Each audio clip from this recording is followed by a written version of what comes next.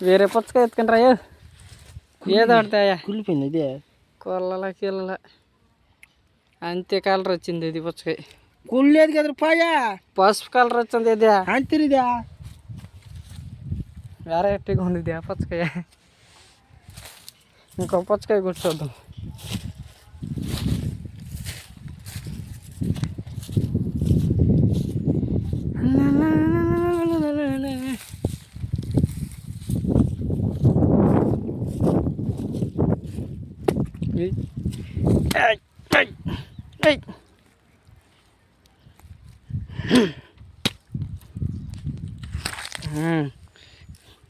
ఇది ఎట్టున్నది అది ఎట్టున్నది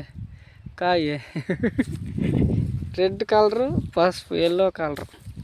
పుచ్చకాయ